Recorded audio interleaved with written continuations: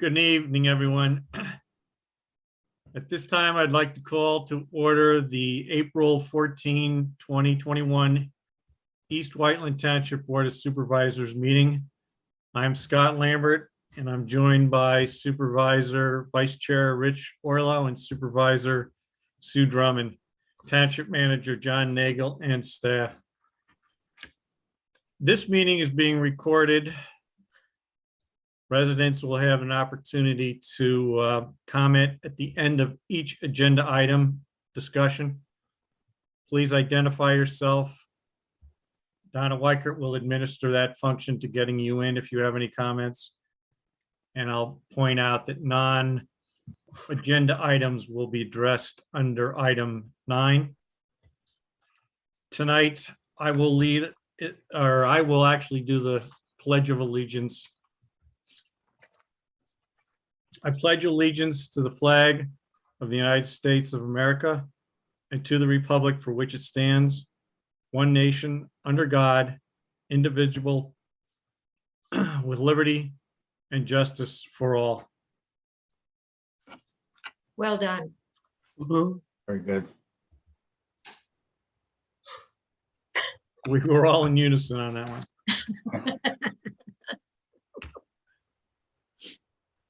We'll start off with tonight's board meeting with board briefings.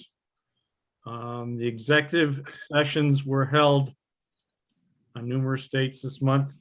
March 31st at 10 a.m. for personnel, April 7th at 1 p.m.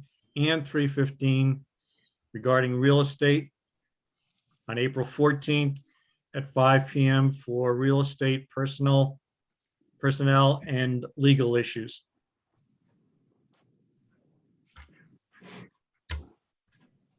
I will have John Neild and John Nagel give us an overview on the 2021 long-term road plan here in the township. Gentlemen, take it. Thanks, Scott. Yeah, John's going to follow my brief comments, and I think Daryl is also on the call to wrap it all together. Donna, can you post that slide? Actually, I think, Zach, you're going to share your screen. Yes. Would you like the slideshow or the map? First, the map.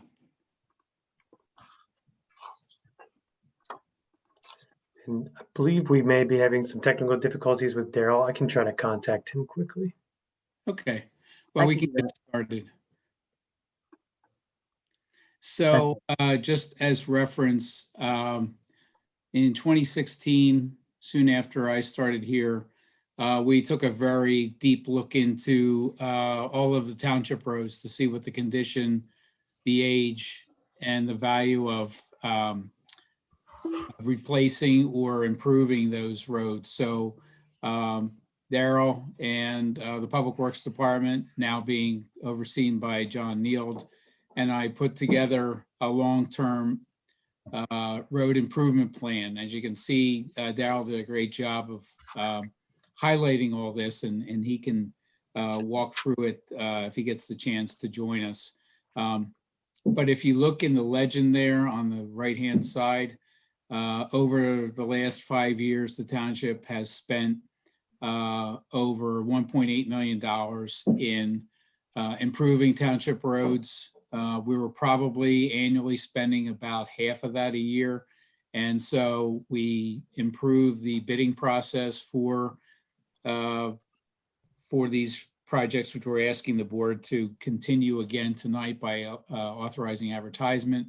But it basically brings up the quality of and the length of time that the roads can serve East Whiteland. So that's the big picture, and Daryl and John can get into that in another minute. I would ask Zach to also show, there's a spreadsheet that goes along with this.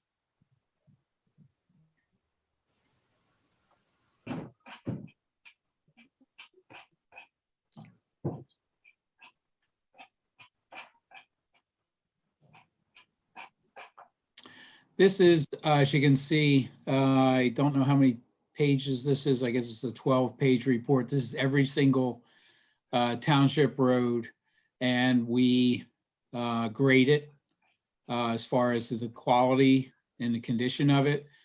We price it to see what the replacement value is. And we also, there's different ways we can improve the road. As you can see in the box in black and white on the left-hand side bottom, there's a multiple way to improve the road. So we come up with those solutions using John Neald's advice as well as Daryl, and then we apply the appropriate treatment and cost to that. So you can see in on the first top of the box, if you've actually valued the replacement value of all of our roads in the township, we're over $62 million worth of roads in the township over time.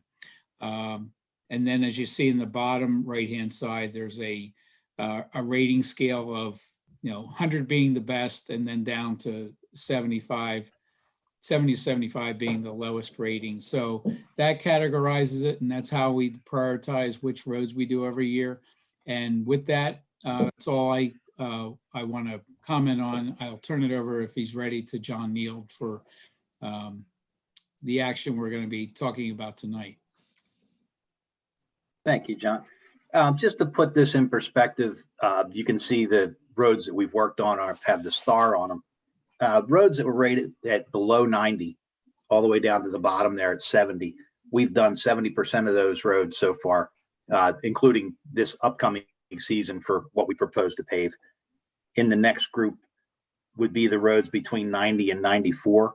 We've done 41% of those. And above 94, we've done just minimal, obviously, because those roads are in much better shape. There's also one other road that we're looking at. It's Warren Avenue. There's an old box culvert on that road, and we're currently in the process of planning to get ready to replace that culvert. That's a long-term project because there's permitting involved, design work involved. So we're going to try and get going on that this year. So that would be, at the earliest, it would be a 2022, maybe 2023 project. And that is about all I have. So John, do we have a list of the roads that are going to get done this year? Yes, we have a proposed list, and it's our list of roads. And once we get our quotes in through the bidding process, there are times where we have to take a road off where, to make the budget work. But I can give you the list if you'd like. I think when we have the list of what we're going to do this year nailed down, we should post it for people to see. Right. Well, later on in the meeting, we're going to be asking for permission to advertise. And then once we go to bid, we normally do post the list of roads after we have everything in a contract. Okay, great. Thank you. I don't know if Daryl has anything to add, if he's been able to join us or not. This is his product. It took a long time for us to put a lot of effort to put this inventory together. If you can only imagine every single road in town, measuring each one of them and then grading the road and as far as the quality. And those grades are reviewed every year. They're not all changed every year, but we do a thorough review of this grading and pricing and solutions, whether it be a crack sealing or a base repair, total reconstruction. So it really depends on the condition of the road and the history of the road.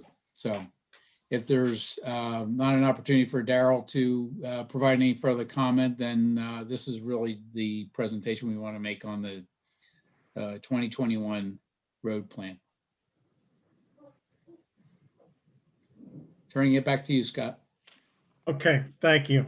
If I can interject here 1 minute, a bit of a administrative change. I want to alert people that we are removing items that fall under 7E pertaining to motion to advertise a number of different ordinance amendments. And we're moving this to a workshop on Monday, April 26th at 9 a.m. at the Township Building. April 26th, 9 a.m. at the Township Building pertaining to 7E.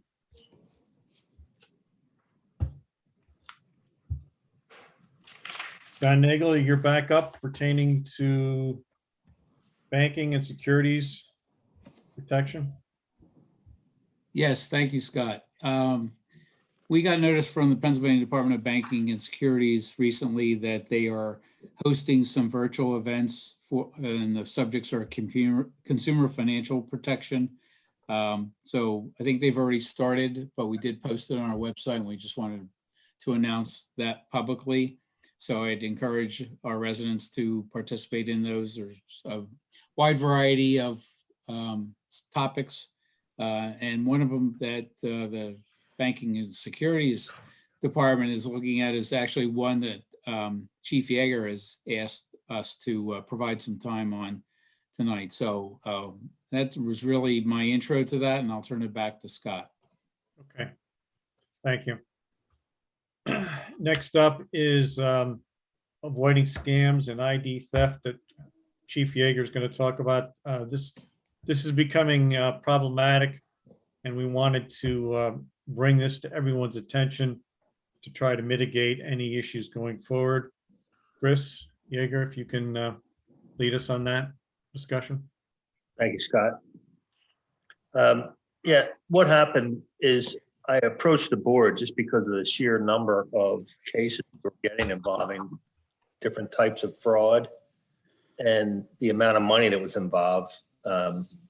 There's been at least $200,000 worth of money changed hands through East Whiteland that we know of, where some of our residents were scammed. So I wanted to just go over a few of these, but in the beginning, I wanted to just emphasize, like I do almost every meeting, that these people who do these scams ultimately they're dwelling on someone who's innocent and doesn't really know what is going on. They're very trusting of people and they're taking advantage of them. So it's just very sad when we have these people come in over and over and they tell us, you know, they're out 10, 15, 20, 50, even $80,000, and there's nothing we could do about it. So I just wanted to go over a few of these things, but in the beginning, I want to say one of the most common themes is that they overpay you back for something that you never even borrowed from them or anything along those lines. So there's some telltale signs immediately, and they are that somebody says that they want to give you a check for something that you didn't ask for, and then they ask you to send back your own money once you cash that check. So in some form or another, almost everything I say tonight is going to be relative to that factor. Chris, would this be more common in a telephone call or an email? Well, it's going to be both, Scott. I'm going to talk about a couple of different ones. You know, there is a computer virus scan, you know, and there's phishing, you know, that's PHISHING.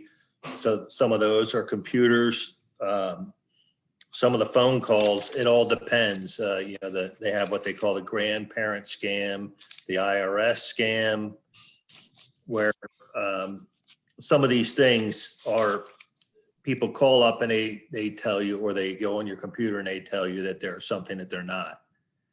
So I just wanted to run down a few quick things. So the first one is like a computer virus scan, where you may be using your computer and all of a sudden something pops up on your computer that says you have some type of virus and you need to call a certain number. So another thing about most of these scams is they're almost all going to be something that you didn't reach out to somebody first. They reach out to you.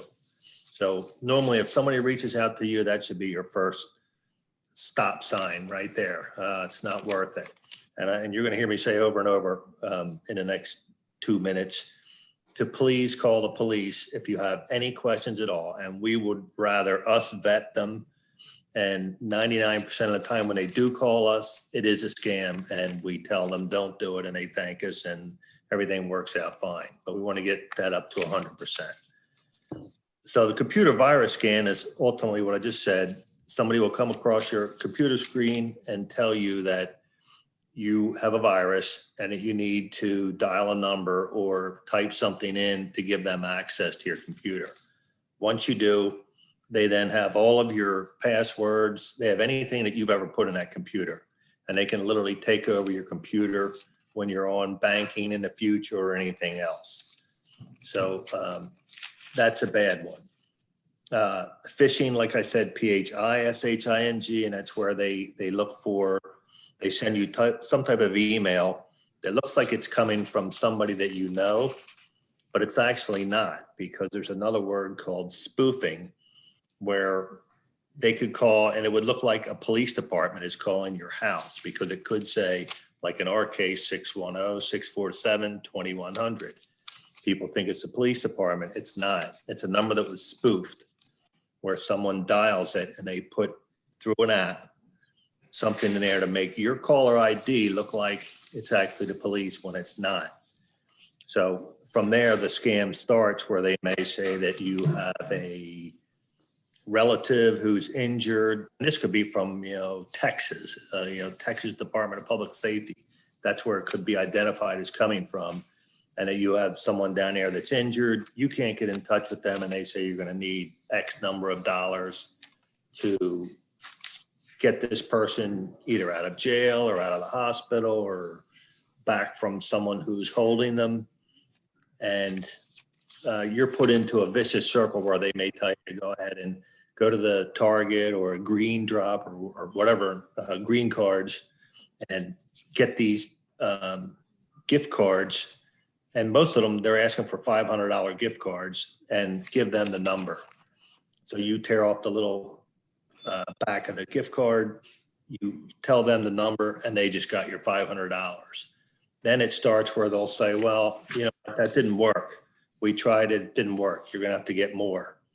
And some of these things evolve into, like some of these this month, almost $30,000 worth of these cards. So they are very convincing about how they do it. Part of that is also the grandparent scam, where they say, they'll call someone who's a grandparent, and they'll start telling them the same thing. They have a granddaughter or somebody down there that needs help getting home, and could they wire or send this money? Once again, it starts going, and once you start to pay, they know they have you, and they start just changing the story around left and right, and keep telling you that whatever you gave them is not enough and it's not working. So that goes down that street until you hang up or you run out of money. And some of these people are actually running out of money and borrowing from neighbors and everything else to get money, and then they run out of neighbors to borrow from. So another one is an advance fee scam, where they send you money and you're supposed to deposit this money in your bank account, and then they ask you to, they give it on a certified check. You go to the bank, they say the check is good, you deposit it into your bank, then they tell you to start making deposits all over the place with your money. And once you do that, about 2 weeks later, it normally takes that long, and you find out that that check was no good, the bank is not responsible, and you're out whatever money you spent. And once again, they'll do it so fast that by the time you know what's happening, you've already lost thousands and thousands of dollars. Some of these too are immigrants who come in, and they get threatened with the same type of thing, saying that they're going to be reported to immigration. So they just keep paying these fees over and over. And at some point, they run out of money as well. Another one is with the IRS. They tell you they're calling from the IRS, and that you are going to be arrested if you don't pay for your back taxes. And people, you know how they are with the IRS, they get very upset, and they're afraid of the IRS in most cases. So they ultimately wind up paying incredible amounts of money. Another one, which is a little bit older, was someone claims to be a rich foreigner who inherited millions. I don't think there's anybody who hasn't seen this one before. They say we're from someplace far, far away, and they've inherited millions or billions of dollars, and they need a place to store it in the United States until they get here. And this is one where, unfortunately, people get a little bit greedy and they start seeing, oh my gosh, I can make this much money in this little bit of time. But it ultimately never works out, and they lose the money in the end. So there's a couple more Craigslist type scams are the same thing, where somebody will call up, you have something for sale, either on the newspaper or Craigslist or wherever, Facebook, and you tell them they have to pay you the certain amount of money. The check is for, say, $300. They send you $3,000. You call them back and say, hey, it was only $300. And they say, well, you know what, just deposit and give me back the other $2,700. You'd be surprised how many people actually do that. And it's unfortunate, but they're innocent people, but they're trusting of people. And they know as soon as you call back to say, hey, you overpaid me, that they have someone on the other end that's going to be gullible just because they're trustworthy. So they also have the home repair scams, where they're going to just come out, look for anybody, tell you that you have to put half the money down or something. They'll give you some low estimate on a job you want done. They're going to give you a low estimate, ask for half of it down, and you're never going to see them again. They're going to cash your check within 15 minutes of the time they leave your house. So one thing you have to remember is, if it's too good to be true, it probably is.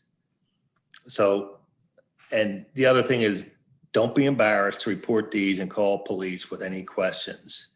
Okay. The other one is possibly get electronic access to all your sites that house money, whether it be banking, credit cards, and you can keep an eye out on what's being charged or not. And most of the places today actually offer services on all these credit cards, your bank, where you can set limits, where if you spend a certain amount of money or almost any amount of money, it will send you a text saying, did you just spend this amount of money? So I suggest those are very good. So in a short amount of time, I think I went over most of the circumstances that we're seeing, but really what it comes down to is, once they know that they have you going, then they're going to just keep going and having you keep running from store to store buying these gift cards and green dot cards, and before you know it, you're out a whole lot of money. That's about it.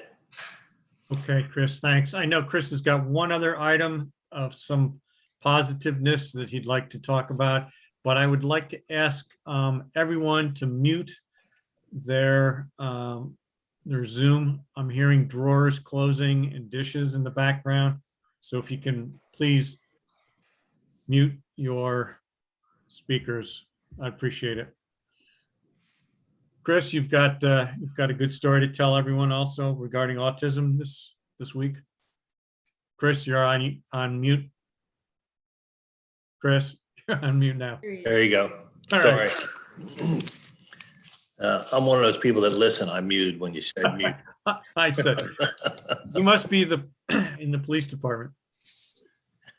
Yes. So what happens, last year we had a human trafficking case. Is that what you're talking about right now, Scott? Actually, I was thinking the autism Okay. program. All right. We'll talk about the autism program. First of all, April is Autism Awareness Month. So if anybody wasn't aware, they are aware today. The police department has been an avid supporter of autistic programs. Through our annual training, we make a special point to hit all the trainings that involve autism. And one of the reasons is because autism children, as well as adults, are very difficult to notice until sometimes when it's too late. So they look very normal. They look very approachable, and sometimes, however, suspicious. And in doing when you're approaching those, you need to be aware that they may not understand exactly what you're doing and why they take some of the actions that they take. So for police officers, in the last 5 years, it's really become a big area of training, so that no one gets hurt. So we've been training for that. We've had people come in who are autistic, and they've explained to us some of their feelings, and they've had PowerPoints, and we are continuing that. We did a drive-by the other day, us in Willistown, of someone who is autistic and has been a big speaker in law enforcement fields. He goes around and he tells everyone and shows a PowerPoint and tells how they feel and explains to us. So having that in mind, we're focusing on it. You may see a couple of the officers wearing a little piece of a crossword puzzle. That's the autism awareness pin. It's in a light blue. So if you see any of that, that's what that's about. Okay, Sounds like a good program, Chris. I'm glad you're doing that. It's a very good program, and there's several of us at the station that are acutely aware of how those things work, and we want to make sure we get the word out and to keep everybody safe from both sides. Right. Good. good. Thank you. Thank you for both of those updates. Quite welcome.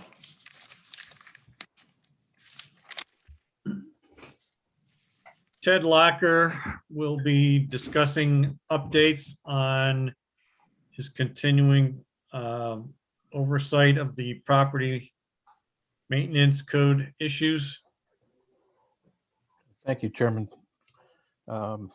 So first up this week, or this past couple weeks, I guess, Markle Road had a complaint of an accumulation of trash that has been cleaned up. I did send a notice of violation on that one, and it was cleaned up. 300 block of Lancaster Avenue, another trash complaint. Notice of violation went out, and they are working on that one. Prospect Avenue, one of the properties there that's been an ongoing issue, recently sold. The new owners were sent notice to clean up. They hadn't done so, sent out 6 citations in the last couple of weeks to that property owner. And Village Avenue, we're working on a meeting, which is tomorrow, to try and take care of a property out there that's been an ongoing issue. The 3 properties, 2 on Lancaster and 1 on Prospect, that I haven't talked about yet. Those particular properties are back at the district justice level on Tuesday next week, and hopefully we'll have those cleaned up. Birch Road, there's been a property that's been an ongoing issue, working with the executor, and he's paid off several of the liens and working towards that goal to, I guess, eventually sell the property. And also keeping an eye on the Home Depot, which seems to be an ongoing issue of people just dumping trash around the perimeter of the upper lot. So that's a quick summary of what I've been working on. Okay, Ted, thank you. Scott, if I could jump in for a moment. right Yes. here, one thing. I just want to take a moment to express the board and the township's condolences to you and your family for the loss of your father last week. And ask everyone to join me in a moment of silence in memory of Donald Lambert. Thank you, Rich, everyone.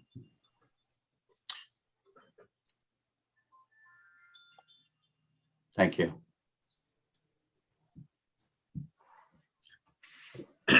94 years old. He lived a long life. Thank you. Next is something I'd like to turn over to Rich and John and Steve Brown pertaining to the retirement of our chief fire official, Matt Fink. Thank you, Scott. And through my involvement as treasurer of the fire company and liaison from the board down there, got to know Matt pretty well. Matt has been a very long-term and highly valued employee, and we are very sorry to see Matt go. We reluctantly accept his retirement, although everybody looks forward to retirement and most people can't wait. Rich, if I may add,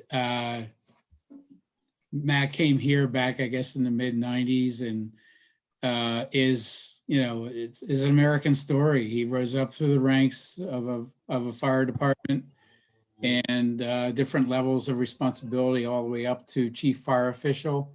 And those of us who are here now got to work very closely with Matt, and he taught us a lot of what he knows about fire and EMS, and it was invaluable to me specifically and to others as well. I want to particularly single out Matt for his work during last year with COVID and the pandemic. He was our expert in-house person with respect to giving us advice on how to navigate through these very, very difficult times. And so his practical approach to the way that we handle things here has been invaluable. I think it's helped get us through. Knock wood, we have had little or no issues during the pandemic with respect to positive tests or any type of broad reaction to COVID. And so we owe a great debt of gratitude, not only for his work in the last year, but his work over 3 decades here. And so we wish Matt the best of luck in his new role and enjoy his retirement. Thank you very much, Matt. It's been nice having you around. Thank you, Matt.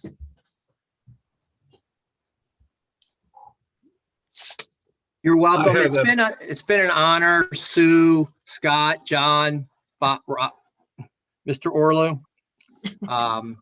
Like you said, it's, you work for a purpose, and now I'm going to go and enjoy that purpose and do something different. I'm grateful and always be loyal to the township of East Whiteland and the staff and the residents. I mean, I gave, it was a long life there, and a lot has changed, many beyond control of us, but we were able to do the best we can to provide a decent protection in the time of need. Always felt like we had somebody competent in control. Thank you very much. You're welcome, Sue. Great job over the years, Matt. Thanks, Scott. I think Steve has something to say. I don't want to. Yeah, I'm sorry. I was slow on the mute button there.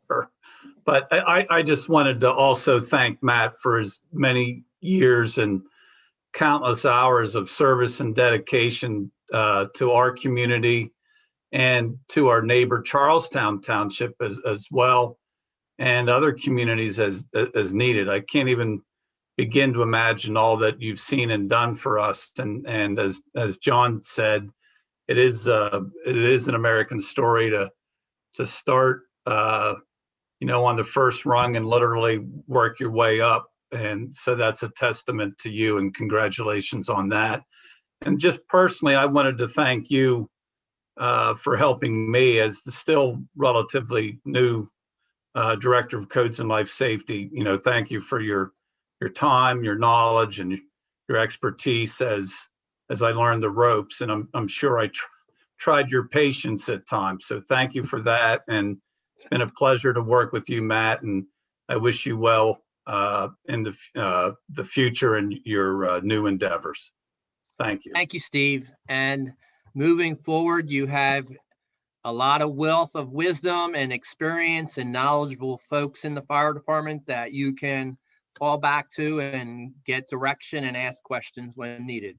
So it doesn't stop with me leaving. It's, we have new people that come in, they can rise up to the occasion and provide the service and become a great leader of our emergency services that we provide. Very good. So at this time, I reluctantly will entertain a motion. I'll Rich? make a motion to accept retirement of Matt Fink as chief fire official. Do I'll I have a second it. second? Okay. Right, so- All in favor? Aye. Aye. Get a vote, Matt. Wait a minute, we got, I know that. we got 4 votes there. What's going on? Thank you. Again, Matt, thank you. Yeah, You're thank you. welcome. Matt. Scott, if I may, I believe there's a couple of things that are in the works for Matt. I'd first ask Donna, I believe Donna's coordinating some type of memento in recognition of our gratitude to his service. And then Lauren can speak to some of the other things that we're working on. So Donna, do you want to? Well, we have an award to give you, but since I can't see you, I can't give it to you. So hopefully you'll stop in so that we can present you with it and take a few pictures. I'll be there Wednesday. Next Wednesday? All right, I'll see you then. Wednesday, right. yeah. All right, cool. Lauren's going to make steak lunch Ooh. on Great, the grill. great, Lauren. But Come back What every time? week. Come back every week, Matt. We don't get Yeah. that every Okay. week. We'll do it Wednesday then. Okay, I'll catch up with you. Thank you. That's so kind of you. Sure. Yeah. We'll I'll miss do you. that. You don't have We will to. miss you. And also, Matt, I want to thank you for your years of service, your leadership here, and your personal mentorship to me. I really appreciate everything you've done. And I wanted to let you know we're working on 2 citations for you from the state. We've got one from State Senator Carolyn Comita and State Representative Christine Howard coming Oh, your way. wow. So when I have those in hand, we will get them to you. You know where I live. very nice. Right. Great. Okay. Anything else? Back to you, No, Mr. Chairman. let's move And I on. guess, And let's see Any these new comments, appointments. Donna, from the public pertaining to this? Okay. Next, I will get back John Nagel and Steve Brown to talk about the interim fire chief position. One of the gifts that Matt's left us is a very strong and competent fire command staff. And so based on Matt's recommendation and also the concurrence of the administration and the board, we actually made these appointments soon after Matt announced his retirement informally. So with that being said, we're asking the board to ratify the appointment of Lauren Nafziger as the interim chief fire and also in a separate appointment as interim emergency management coordinator. All right. Steve, do you have anything else to add? No, I do not. Okay, We're in good hands with Lauren. I think so, for sure, definitely. All right. Sue? Okay. Can I make one motion to do both positions, please? I'll Sure. make a motion to ratify the appointment of Lauren Nafziger as interim chief fire official and as interim emergency management coordinator. Do I have a second? Second. All in favor? Aye. Aye. And I would be remiss if I didn't mention, and I think this was at Lauren's suggestion, that we also recognize that we're appointing an interim deputy emergency management coordinator in Greg Lewis. There's no motion needed for that, but we felt that it should be acknowledged publicly. Okay, great. Great. So, Thank you, everyone. Thanks, Lauren. Thank Great you. job. Steve and John, I will go back to you to just pertaining to Jack Stewart, Fire Marshal. Similar situation based on Matt's recommendations as well as the concurrence of the staff and the board. We made these appointments earlier on this month, and we are asking the board to ratify the appointments of Jack Stewart as interim fire marshal and Greg Lewis as interim deputy fire marshal. Okay, well, officially. Rich, would you like to make a motion? Sure. Make a motion to ratify the appointment of Jack Stewart as interim fire marshal. I'll second. All in favor? Aye. Aye. Passes. You can do Greg too. How about that, Rich? Yeah, why don't we do that? Okay. And Greg as interim deputy fire marshal. I'll second. All in favor? Aye. Aye. So And if passed.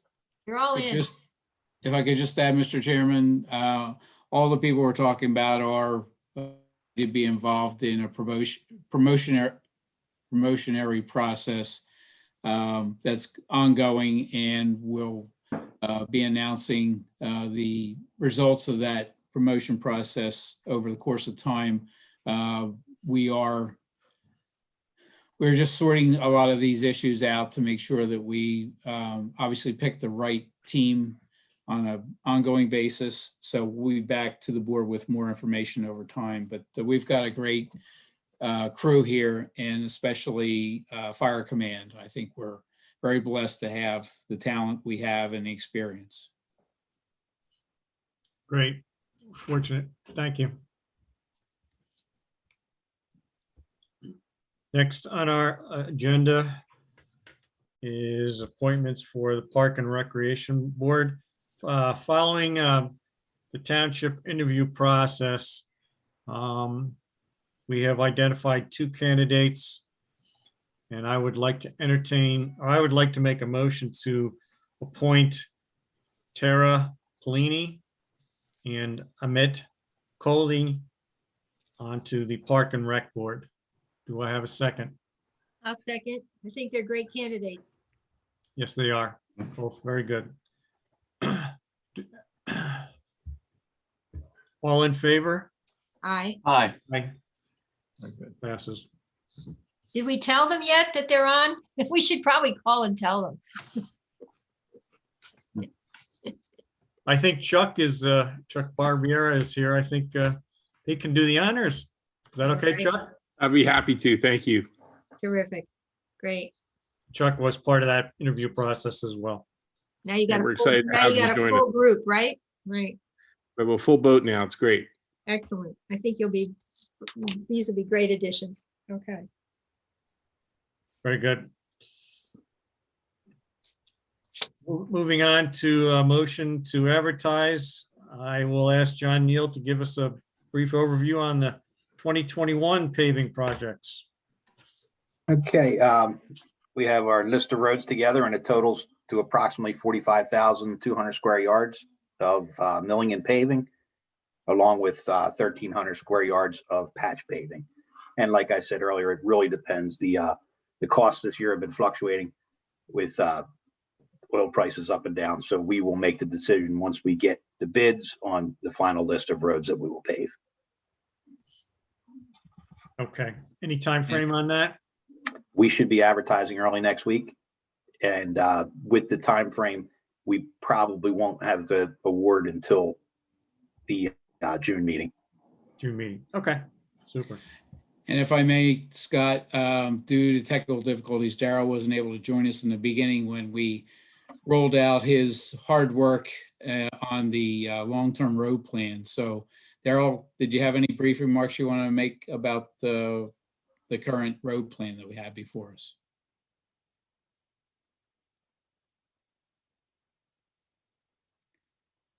Darrell, we're not, I can see you Can't hear talking, but can't hear you. Doesn't look like he's muted, but Gonna call in. He's calling in. Yeah, still Yeah. can't hear. If we can't connect now, we'll catch him maybe later on this evening. aren't technical difficulties. Oh, Okay, while he's trying. John, when is the last time the spreadsheet was updated for the complete list of roads? Do you remember? Well, we update Or- every year. Or tonight? Is that right? Every year? Yes. Yeah.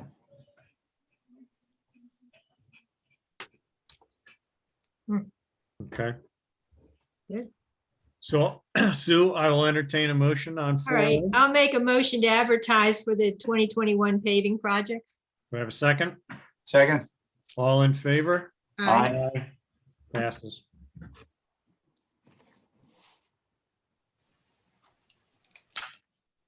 I guess I will lump really basically 4B and 4C together. I'd like to thank Supervisor Sue Drummond and Christina and Joe McGrory's office, who has spent a tremendous amount of time trying to revamp and streamline the ordinances pertaining to Park and Rec, but also the Historical Commission. Thank you guys for doing a great job on that. I know it took a lot of time. Well, you read these things and some of them haven't been updated since 1960. They needed a little cleaning up. We really didn't do that much. We made them consistent. We added compliance with the social media policy. Historical, we changed none of the duties, but we set their number of members at 7, confirmed the term, just cleaned up the language a little bit. On Parks and Rec, similarly, just cleaned up some of the old language. And we did actually put in some duties because there were no duties in Parks and Rec. It just referred to, what did it refer to? The Pennsylvania Code. And when we went to the Pennsylvania Code, there was no description there either. So we gave them, you can read it. It's a very general, you read it, very general description of what Parks and Rec is all about. And I hope everybody likes it. Right. And then we revised the term limits to 4 years. Well, one of them we couldn't. Which one is 5 and which one is 4, Krista? The Parks and Rec is staying at 5 and the Historical Commission is now 4-year term. And the 4. Yeah, we couldn't change Parks and Rec because it's run by the state, but interestingly, they can tell you how many years you can be on a term, but they won't tell you what you're supposed to do. So interesting. Sure. Okay. Well, Sue, I'll let you. All right, I'll make a motion. I'll make a motion. Oh, this is just the advertising. All right, make a motion to advertise an ordinance repealing and replacing the Township Code Article 3 for Historical Commission. Do I have a second? Second. And all in favor? Aye. And you want one for the other? Make a motion to advertise an ordinance repealing and replacing Township Code Article 2 Park and Rec Board. I second that. All in favor? Aye. Aye. Aye. Thank you very much. Okay. Again, good job, guys. Still working on EAC. That'll be a piece of cake now. Oh, yeah. Oh, yeah. Okay. These proposed ordinances, once we authorize the advertising, we put them on our site, right? Our internet site? Okay. I don't know Right. if they're up. Are they up? I don't know. We certainly can. Yeah. Okay. Donna, any resident comments? Doesn't seem to be, no. Okay. Item number 5 goes back to John Neal and pertaining to the sale of a vehicle. That was actually a Chris Yeager vehicle, I believe. At least I see that. That typo. Chris Yeager? Yeah, that's just the, it's actually a fire vehicle for the 2010 Ford Explorer that sold for $8,400. And we transferred that title, got the check for that. So it's going.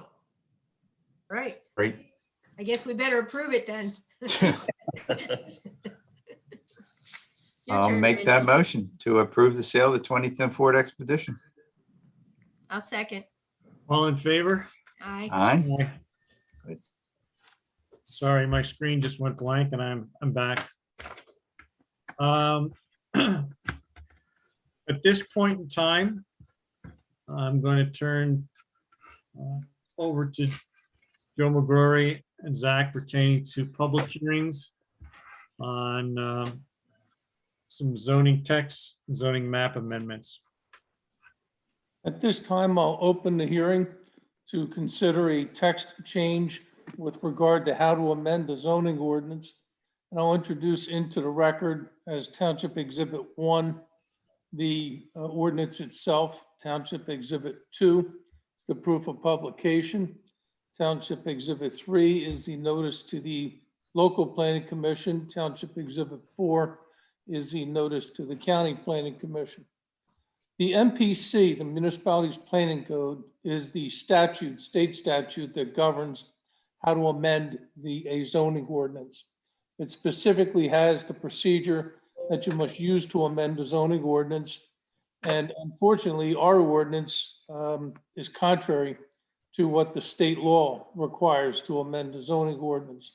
So we're eliminating that section of our ordinance, and we're just going to follow the state code on how to amend the zoning ordinance. With that, does the board have any questions? We've been over this. It just seems kind of crazy have an ordinance that would be overruled by state law anyway. That's just confusing for everybody. And is it better to include the same provision that's in the MPC in our ordinance? So there is no conflict. Well, sometimes townships will put in their ordinances the exact language of the MPC. But I don't know that that's necessarily a good idea, because then when the MPC changes, you have to remember to change your own ordinance, because it's always going to trump your ordinance. And since it's already in the MPC, seems to be redundant to put in our own ordinance. But townships do it. It's not unusual to have a township do that. I think we have enough trouble keeping our ordinances up to date without having to constantly go back to the MPC and see if they've changed anything. What do you guys think? Was the provision in our, I mean, I don't want to put ourselves into a position where we make any mistakes. Is the provision that's in our ordinance now that we're about to or considering repeal more restrictive or more liberal than the MPC? It depends on what side you're viewing it from. It puts more burden on the township and more burden on the timing of how you do a zoning amendment. For example, it requires a resolution. I've never seen a resolution just to advertise the ordinance. I've never seen that in any township. I don't know where that came from. And that's an added step that the MPC doesn't require. And even though we do motions to advertise in public meetings, we don't have to. We can just advertise an ordinance and set up a hearing. And our own ordinance requires us to have a public meeting and a resolution just to do the ad for the ordinance. So I think that's a step that doesn't need to occur, and it doesn't occur in any other township that I'm aware of. So it has to be advertised, and it does have to go to the planning commission, and then it has to have a public hearing Yes, and all that before we would vote and make any changes effective. that's right. And you can always add more requirements internally, just administratively. For example, I would recommend to the board that you direct staff that when there's a map change in the zoning ordinance, that adjacent neighbors be notified. That's an ad, that's something the MPC doesn't require, that you can require administratively. And I would recommend that you do that. Just direct staff that they have to notify adjacent property owners anytime there's a zoning map change proposed. Seems reasonable. That makes sense. Yeah.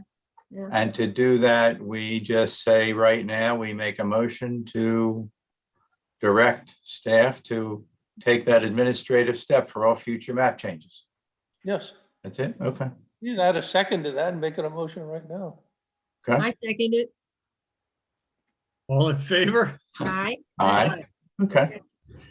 All right. Yeah, that's a smart thing. They should, Yeah. neighbors should know what's going on next to them. Right. Any other questions from the board? No. Any questions from the public? No. Hearing and seeing none, we'll end the hearing, reconvene into the public meeting portion of the agenda. This ordinance is now in a position for your consideration. Sounds like we should do it. Would you like a motion? Sure. All right. I'll make a motion to repeal Article 19 in the zoning code related to modifications, supplements, and amendments. All right, is that clear enough? Article 19, repeal Article 19. Right. I second that. All in favor? Aye. Aye. With that, I can open the next hearing, which is a zoning map amendment to rezone properties located at 9 and 10 South Malin Road from the RRD district, which is the Residential Revitalization District, to the I district, which is industrial. The subject properties are located south of Lancaster Avenue, adjacent to the Buckeye Terminal property. I'll introduce into the record Township Exhibit 1, which is the ordinance itself. Township Exhibit 2 is the proof of publication. Township Exhibit 3 is the notice to the local planning commission. Township Exhibit 4 is the notice to the county planning commission. This property, I don't believe this property can be used as zoned under current zoning. So it has to be zoned something where the property can be used.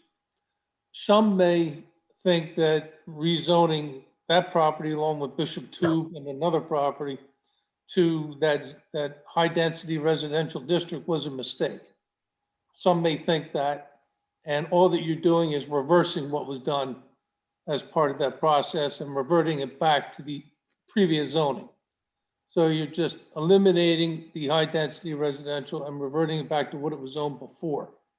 Now, some uses in the industrial district are more egregious than others, and the applicant has agreed and submitted to the township a covenant prohibiting them from utilizing those more egregious type uses in the I district.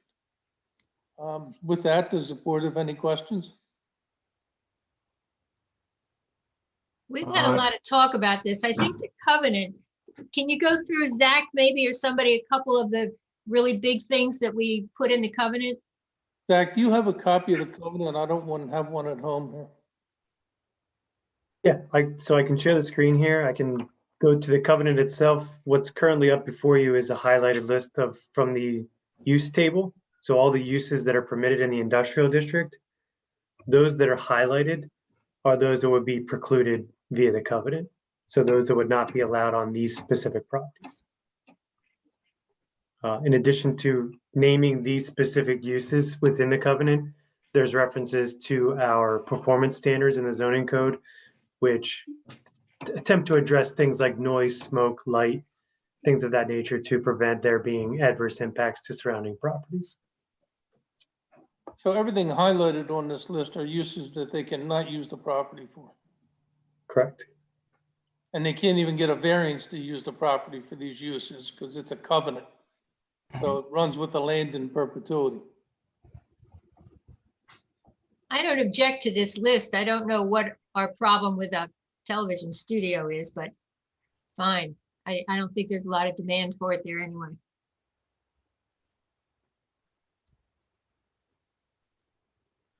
So, but sales, repair, and service of business, office, and household and garden machines, equipment, and devices, that, since it's not highlighted, that would still be allowed by special exception.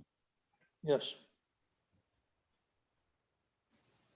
Garage, motor vehicles. I guess if somebody was to try that, a reasonable condition on that would be for everything to occur inside a building so as to avoid or eliminate noise. Correct. And as you can see, at least, the bottom third, maybe even half of this list requires, well, I guess most of those things are highlighted. Some of these uses require a trip to the zoning hearing board anyway. Correct. And so would outdoor storage. So there's there are certain aspects that would be governed outside of just even this covenant and what would normally be permitted under the zoning. Zach, do you know what this property was ever used for in the past? Anything? I don't have a great history of that. Lou Calagreco represents the applicant. He's here this evening. I believe the current building is occupied. I was back there the other day posting the property, and I looked at the vehicles, and for the life of me, I cannot remember the name of the company that is currently occupying the building. I don't know if Lou, if you can elaborate on that at all. That's in the office building on the right side. Correct, yes. Yeah, that clearly that's used and going to be used. I was talking about the left side, which is all just ground. It doesn't look like that was ever used as anything. Not to my knowledge. I know there's a sewer line that runs through there, so there are, in theory, it's not completely virgin land. There has been a sewer line that's run through it. There are some existing slopes in that area on both properties. So those are, additional things that would sort of encumber the property that would have to be worked through as a part of any development application or redevelopment. Anyway, okay. Yeah, sorry, Lou. Go ahead. No, that's okay. I want to take the hand off and hand it off immediately to Brian Forstine, the client. I think so on the phone call. Brian, you know more about what's out there than I do and what preceded it. If you're on this Zoom, I invite you to speak up. I am, Lou. So the property was owned by an oil company and Mauger Oil. They had their offices there. They parked their trucks there for obvious reasons. There's a tank farm right next to it. And so currently Mac Oil parks their trucks there and they're a tenant there. The upper lot, which has been referred to, it hasn't been used, or I should say utilized. There have been many landscapers, for instance, that would like to utilize it. So that's the kind of interest it's been drawing. And after the last zoning hearing board meeting that we went to with the residential zoning, and we saw the way the residents were less than pleased, we kind of decided, wow, this is not the right use for this property. And that's why we're asking if we could, kind of take it back to what it was and kind of go another direction. Because we kind of thought it would be better for us and for the township.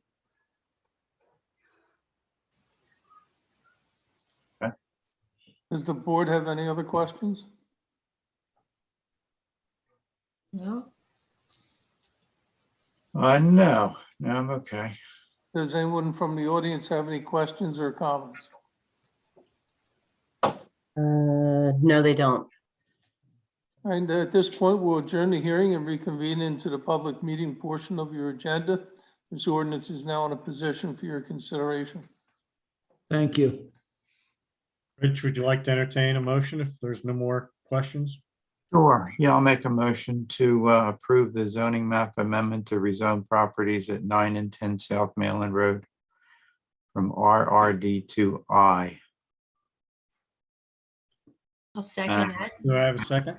We have to make part of the motion the covenant Yeah, do we have to part say of that? all this, right? No, the covenant is voluntary. It's not a township requirement necessarily. Okay, So you have nothing to do with that. That's a self-imposed restriction. got If it. that's Okay. been signed or it's going to be signed or The that'll happen. township's in possession of an executed copy. Okay, that's what I thought. Okay. Okay, good. I'll second. All in favor? Aye, Aye. Aye. Okay. Passes. Thank you. Thanks a lot. Thank you. thank you. Thanks, Lou. All right, talk to you later. All right.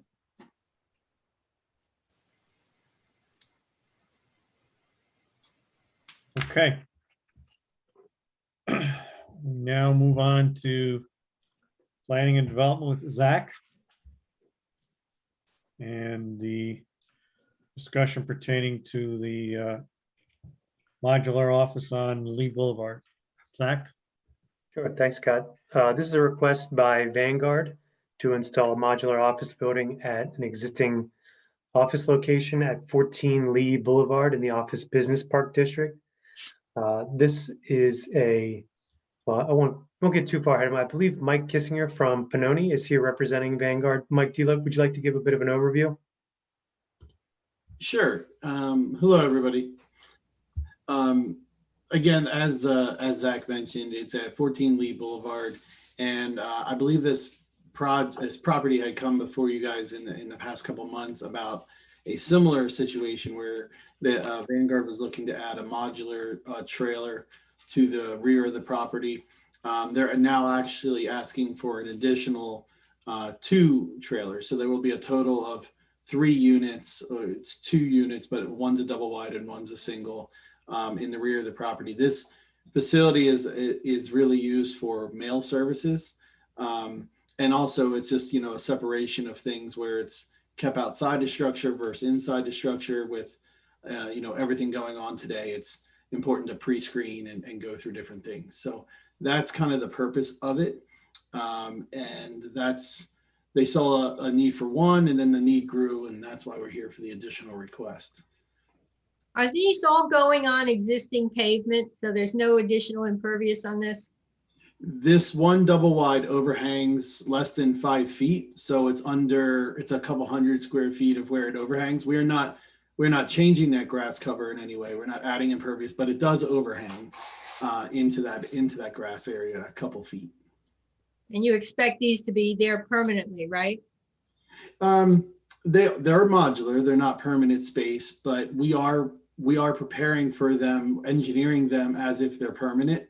I think that's the responsible thing to do. So, while I don't see them lasting forever, for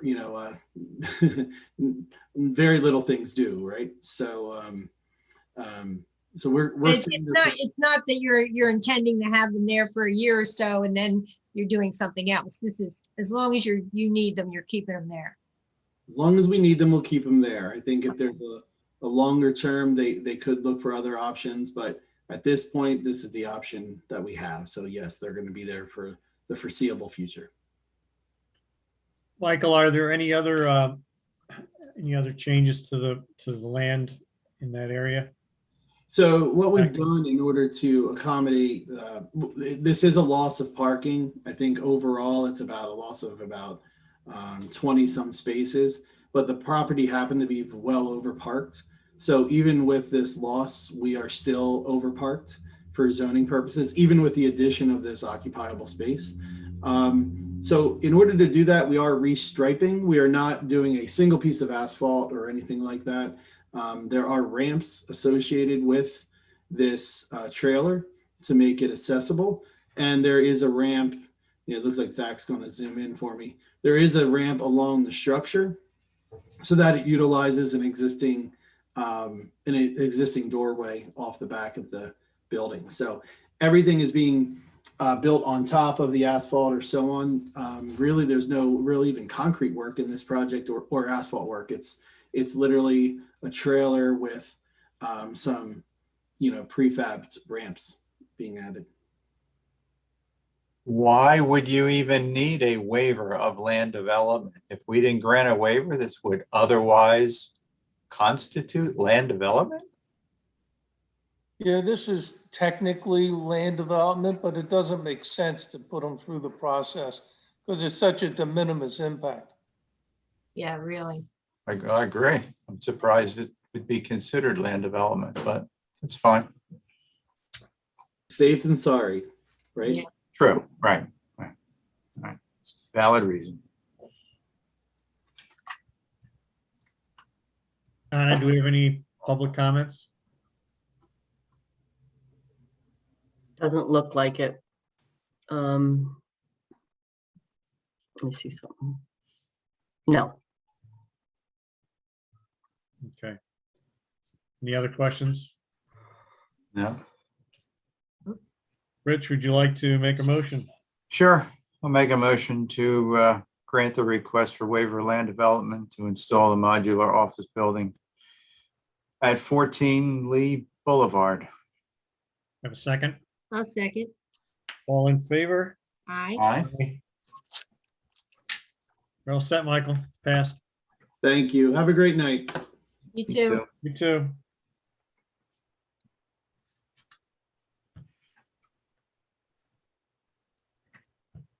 Anything major, Zach, on the extension of time for 7C? No, sir. That is just a short extension of time for a small parking lot expansion on General Warren Boulevard that's right near the border with Charlestown.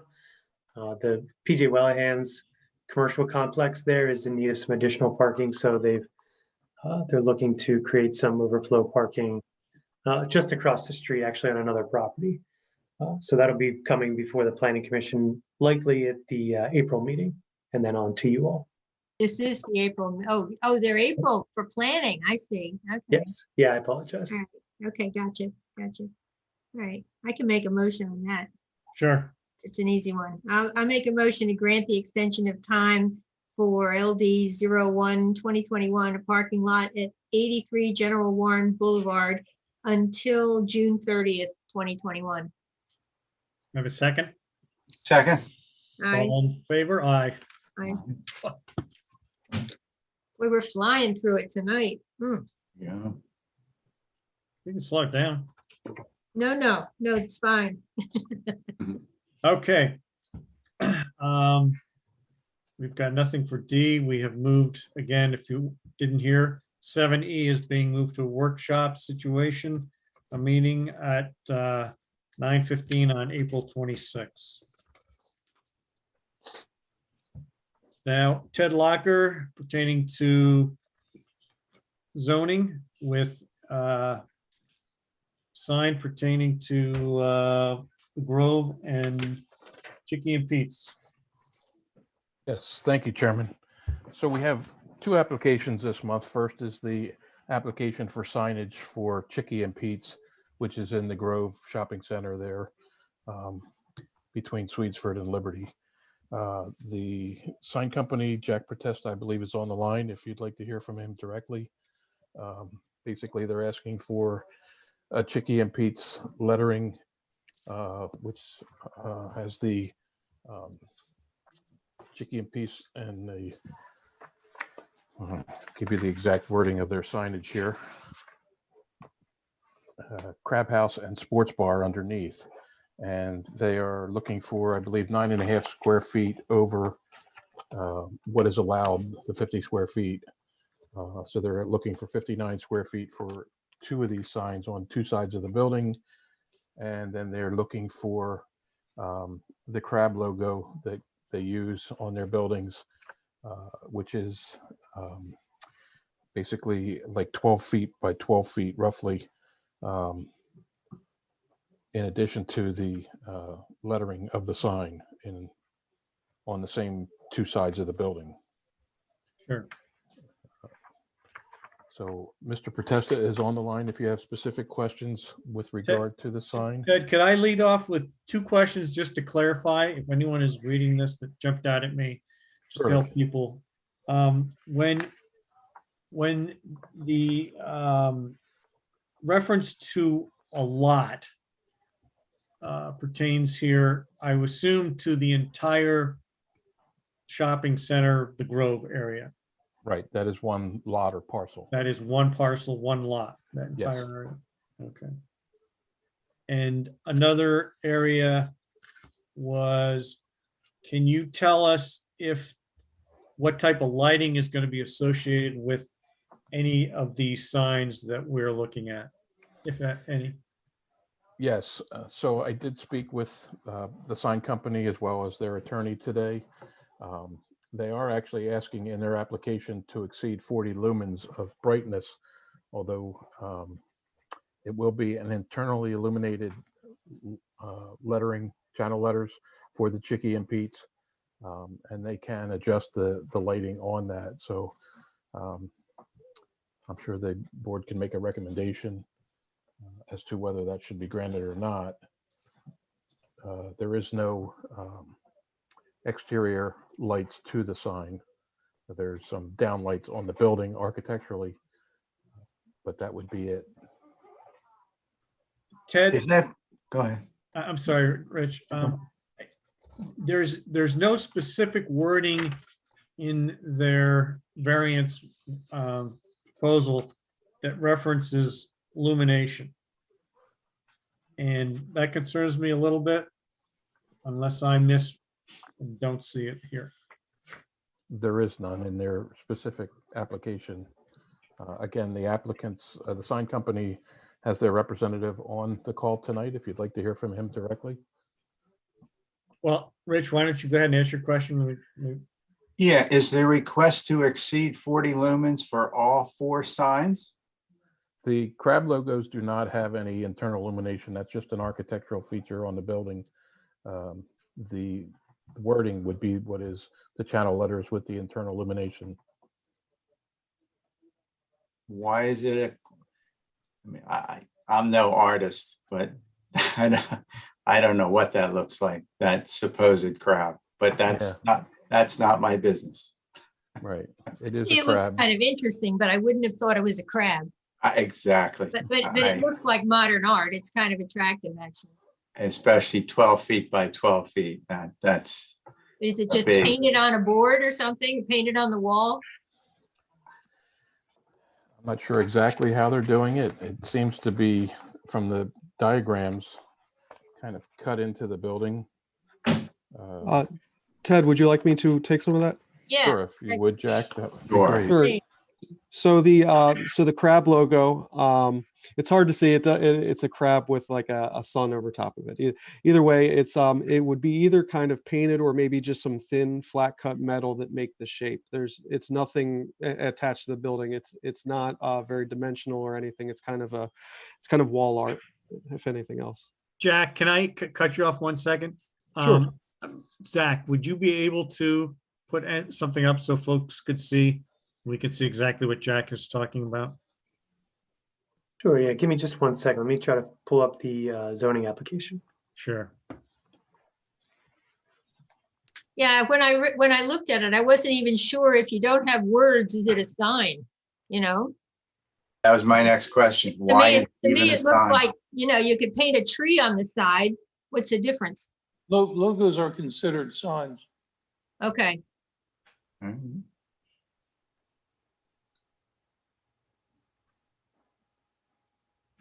So if it's your logo, it's a sign. If it's your free form art, it's not. Okay.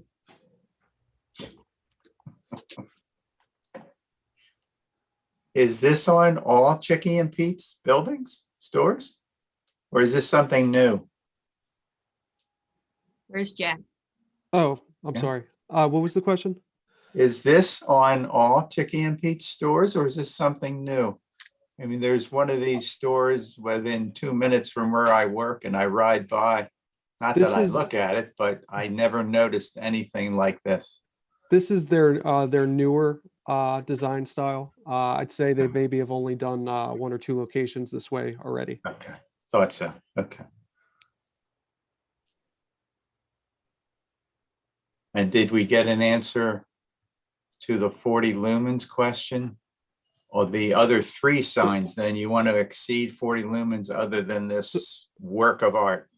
The only parts on these signs that actually light are the red Chickies and Pete's. Everything else is non-illuminated. The white crab you see on the side there is a non-illuminated wall art portion.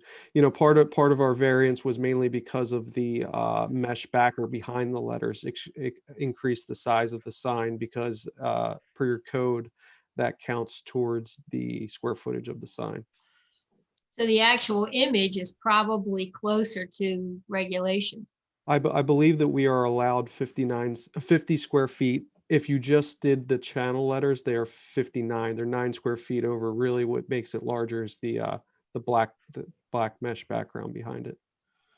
Well, just looking at it, it's not an offensive size, either one of them. It doesn't bother me at all. But is it over 40 lumens? The lumens you don't truly really know until you test it. I would say that for the lumen part of this variance is probably the least important of what we're putting to this. I can always put a dimmer on the sign. I won't know the true lumens until it's actually, I test it from the face because there's a diffuser on it that alters it a little bit. But do you So if agree we to told you to make it 40 or less, you could do it. Yes, ma'am. Yep. Okay.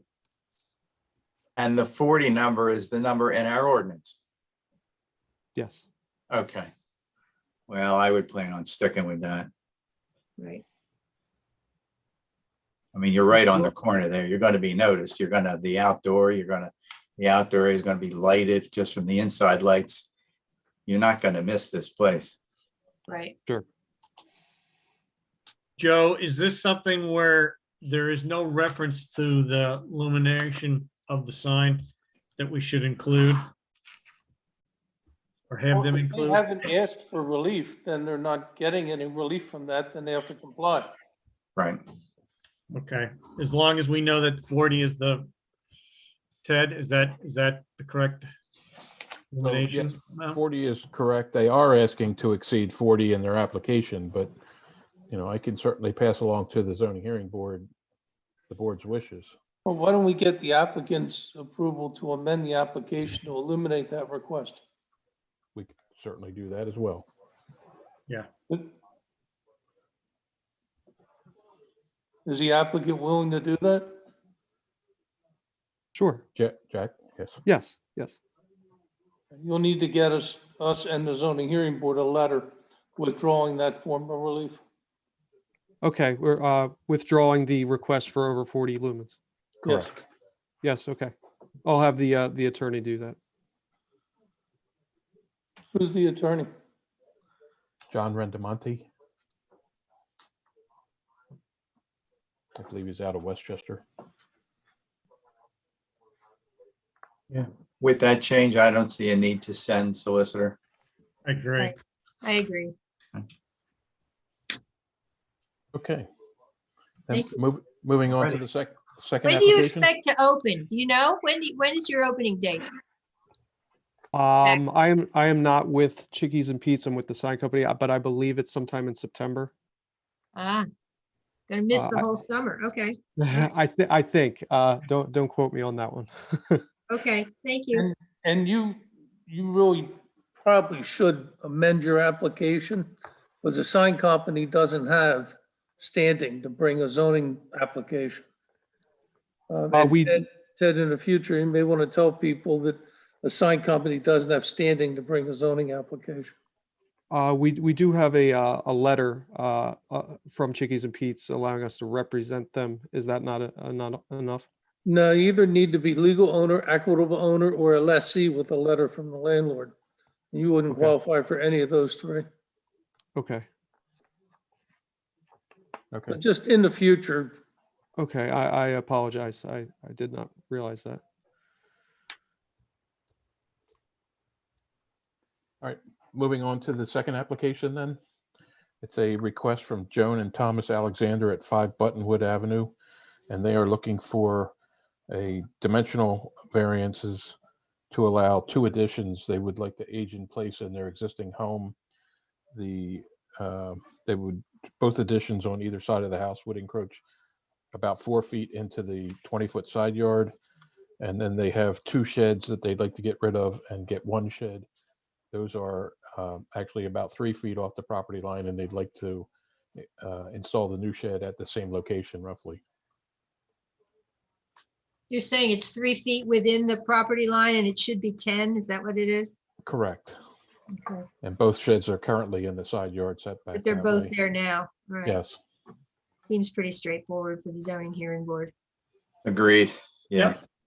Yeah. And those are the 2 applications. Thank you very much. Thank you. Thank you. Thanks, Ted. You bet. Donna Weichert, we are moving on to public comments. So we did have a hand raised, but I'm not sure because they took it down. But Debbie Mobile, do you have something that you wanted to say?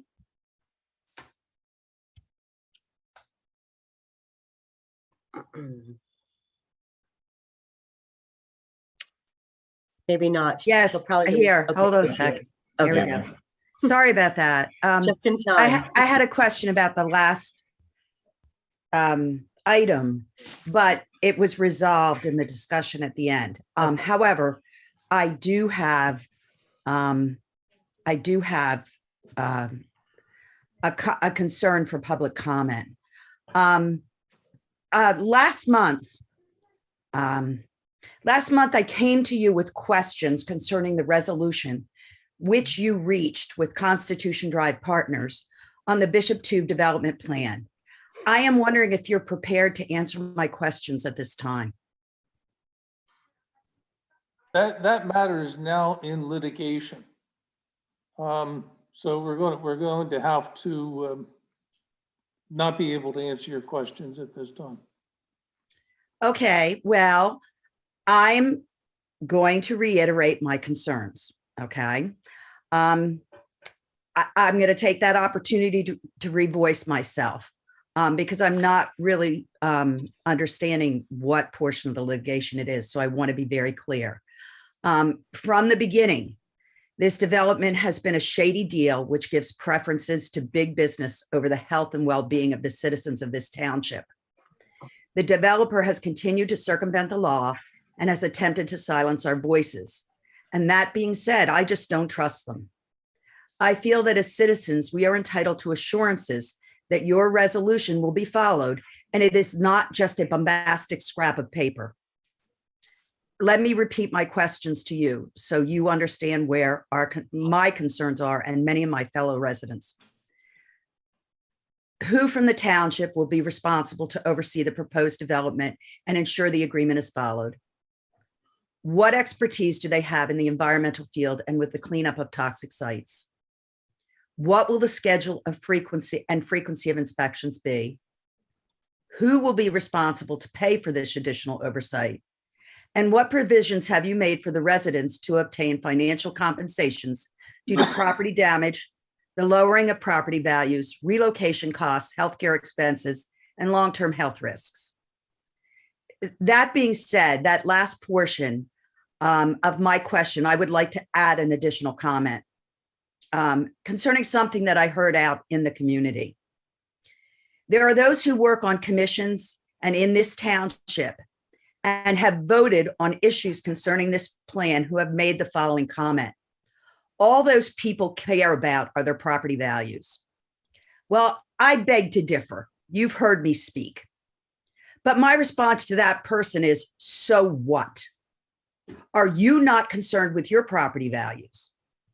Is it not a concern of every decision made when the township decides whether to build or not, to allow building or not, to spend tax dollars on improvements or to spend monies on beautification?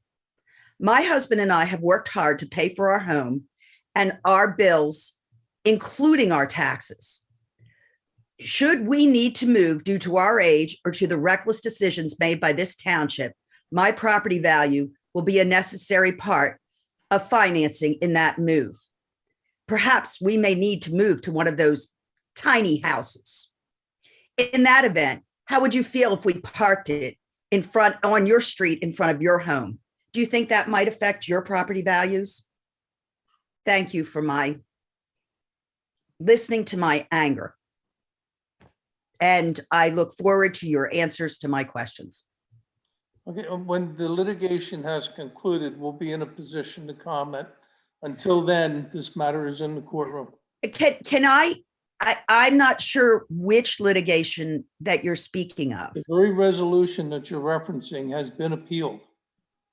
And both the river keepers took an appeal of it. Okay. And there's litigation between the river keepers, the developer, and the township. Okay. The issues you're talking about. All right. Then now I understand what you're saying. Thank you for clarifying that for me. No problem. Thank you, Deb. Thanks, Deb. Donna, anything? Doesn't look like doesn't look like anybody else has any comments. Looks like you're good Okay. to move on. We move on to the item 10 with the consent agenda. I will read the items, and if there are any questions, please stop me. Note that the meeting minutes I think we're approving are from March, not from February on the Correct. first one. Yep. Good And catch. I made some edits to those, which I think Donna has incorporated as I have. read it this afternoon. So it'll I be have. the amended minutes from March, okay? Okay. Can I say something before, when we get done with this, there is a question, just came up, so. Why don't we address that question before I go into? Do you want to? Okay. Sure. Okay, so it's Barbara Ann, Fab, you can unmute yourself, please. Thank you, Donna. Mhm. Thank you. Good evening, everybody. Barbara Anthave, Broadleaf Trail. Just as sort of a follow-up to the earlier conversation about lumens, I would just ask the supervisors to consider the light pollution that we are experiencing in East Whiteland Township with the additional development and additional signage that is cropping up because of the development. Specifically, a few months ago, it was asked about the lights specifically for Jeff D'Ambrosio, the used car lot across from the old Nudies on Route 30. That and the electronic sign at Giant, the Gateway Shopping Center. I was by there last night, and it doesn't seem as though there's been any turning down of the lights at the car lot. It's exceptionally bright, and it's almost blinding as a driver going through there. And I'm wondering, and maybe Ted or Steve, this is part of what you do with working with the properties. What's been done to see about getting that fixed? Thank you.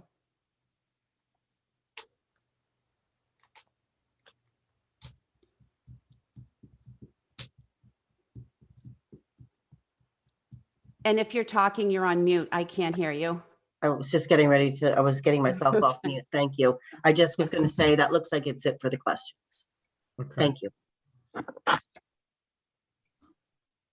Steve, I don't know if you can comment. I know you've had numerous conversations with the folks, the owner at Giant. Yeah, right. When I was handling the zoning officer duties, I had a number of conversations, and was it short? It was turned down, but maybe it was, maybe it wasn't. Since Ted took over, we did have a lighting consultant come in and studied that sign as well as some other signs. I'd have to, maybe Ted can jump in here too, but I believe that sign, at least when the consultant measured it, I think we would conclude that it violated the glare provisions of our ordinance. Again, I haven't been out there recently in the evening myself, so I don't know whether it's been turned down or not. Sounds like it hasn't. And then the D'Ambrosio matter, I do recall that being brought to our attention before, and I just don't know if Ted's had the opportunity to address it. So I can speak to both of those, yes. I've talked to the sign contractor at the Giant Shopping Center several times, and he has told me that he has turned it down. Now, I don't know how it goes back up, if it is going back up or whatever, but I will make it a point to speak with him again. As for Jeff D'Ambrosio, I have not been out there at night. As you're aware, we've really been working from home most days, but I will make it a point to get out there and take a look at it, or at least talk to our lighting consultant and talk to the dealership, I guess, about maybe shielding the lights or whatever the case may be. Ed, as I've been by there, I think the Giant sign looks most bright when there's a white background. The rest of the time, it's not too bad. The other thing I noticed is, as much as you hate to say it, they have a waving American flag from time to time. And we're not allowed to have the moving images. So if you talk to them again, you might mention that. I will address both of those. Thank you.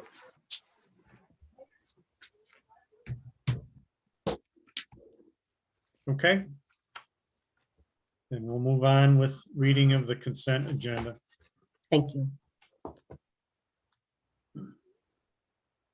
Under 10A, approve the meeting minutes from March 10th, 2021, and the amendments pertaining to those changes.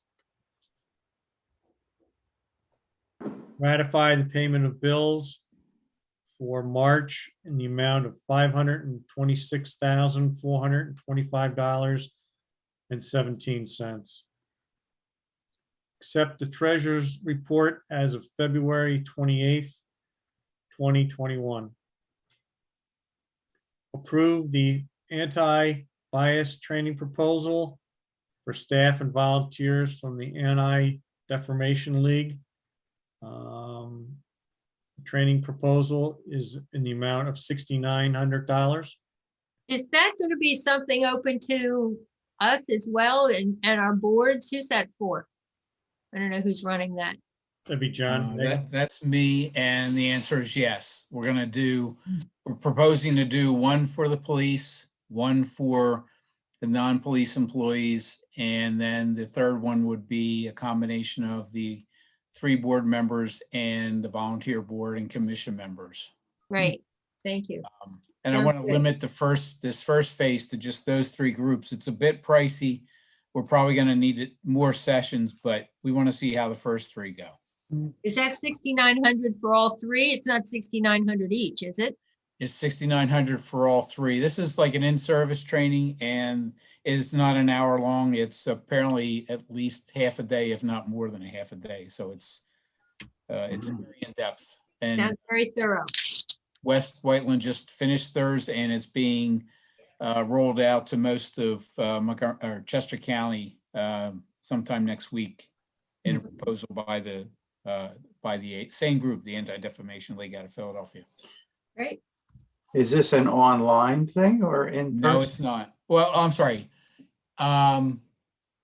Yes, it is it can be an online thing. The question was, as far as format, it will not be recorded. We would hope they would allow a recording of this, but they said in order for free speech and open dialogue, they felt it would be best not to record the event. So that was at the request. That's fine. And the recommendations of the ADL. Okay. Okay. Moving on. Item 10D, ratify a proposal for police consultant from Strategic Investigative Resources. And there is a note saying reference to fee schedule in the proposal. Chris, is there a dollar amount, Chris Yeager? Is there a dollar amount that you're aware of that we should reference?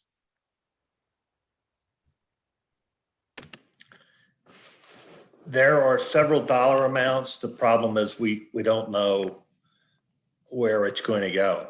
So there's like a whole litany of things that we can and can't do depending on how many people make it to different parts of the application process. This is for vetting your candidates for the new positions, right? Yeah, that's for the backgrounds, the oral interviews, and subsequent polygraphs. So it kind of depends on how many people you put through the program, right? That's correct. Okay. Can we put a ballpark out there? And if it exceeds that, you need to come back to us. John Nagel, does that make sense?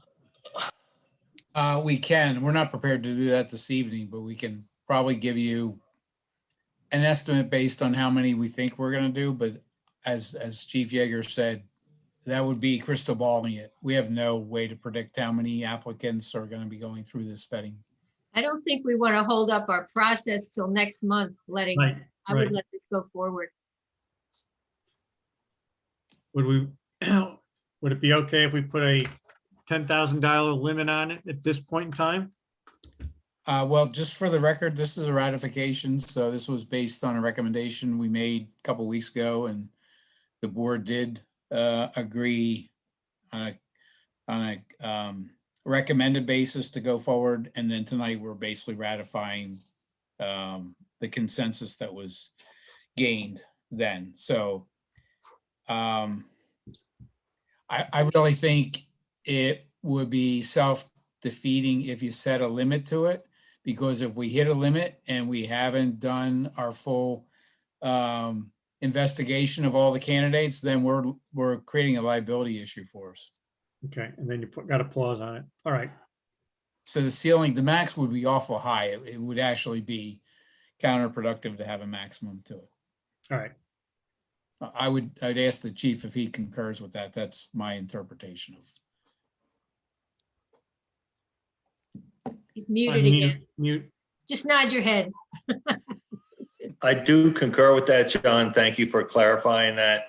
I did see that there was no number on it, and I did some numbers, and there was just no real way to come up with anything without trying to lock into something that I shouldn't be locking into. Okay. Then we'll Efforts proceed. are not cheap, and so you have the commitment from the police chief and myself to make sure that we're diligent in spending these public dollars, and we need to be fair, but we also need to be thorough with this vetting and this whole recruitment process. Right. Okay, John, that sounds good. All right. Then I'll finish by just saying that the 10E, we will refer also to the fee schedule in the proposal.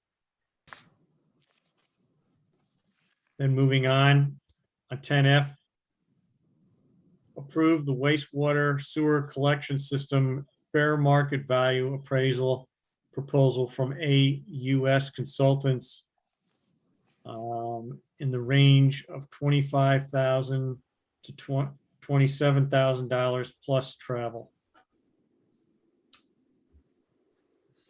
G, approve resolution number 24-2021 to accept sanitary sewer easements for 3-ton road across and through lots 14 through 17. H, the Malvern Hunt WWTP water quality management permit. The Arrow proposal not to exceed $5,500.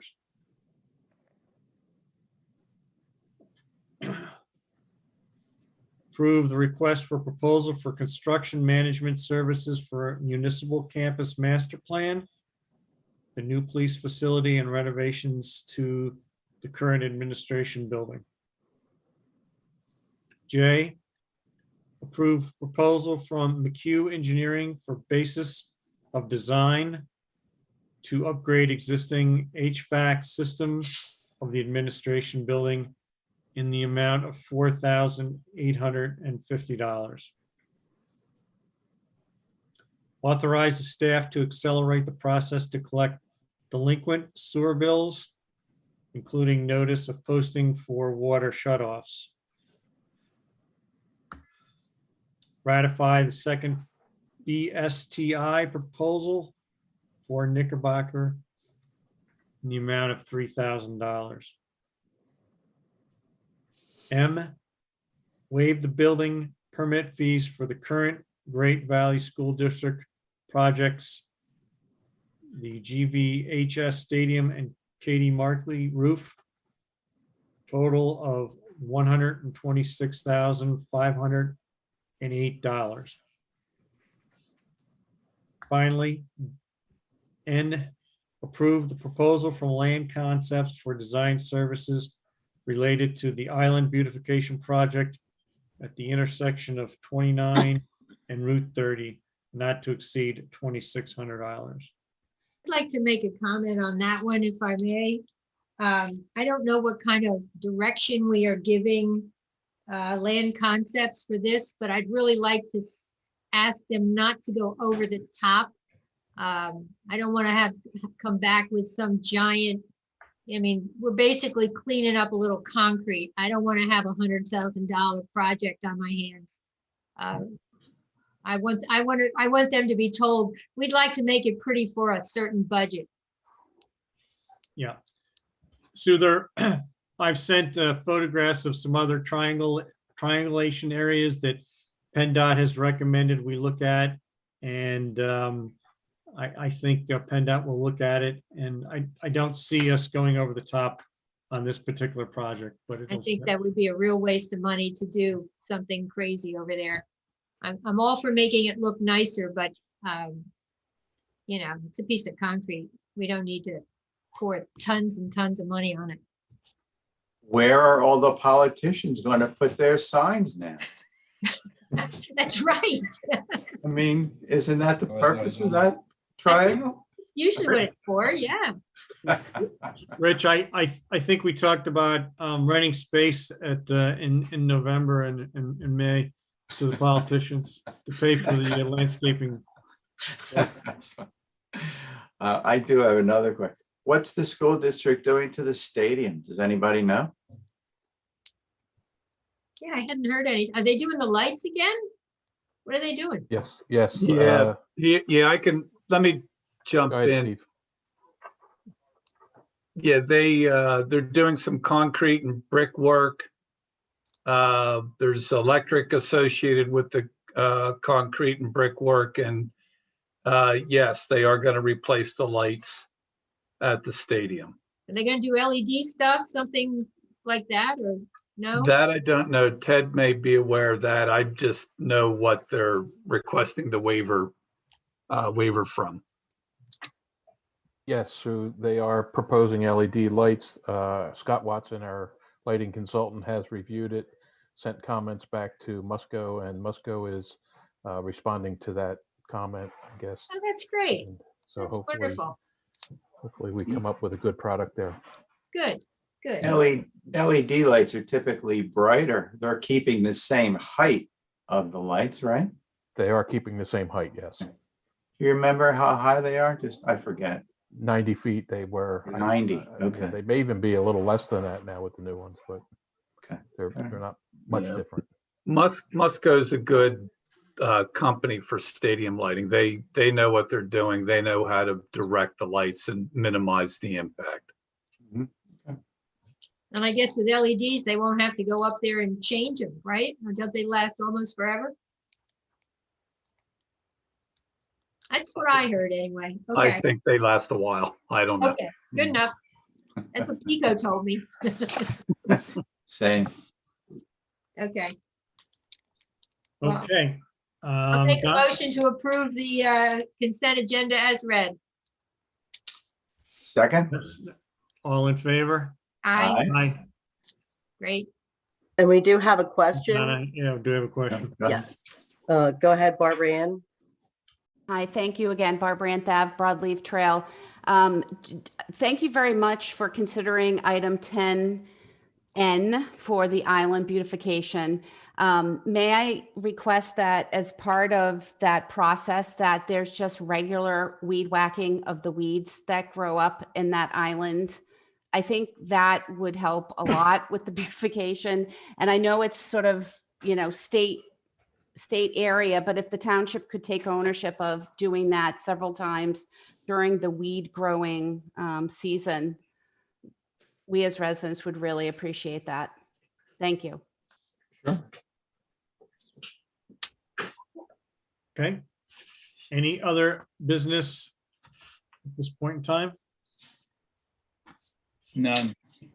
Seeing none, then I will close the April 14th meeting. Thanks, everyone. Everybody, good night. Thank you. Have a good night. Good night. Good night. Thanks, everyone. Thank you.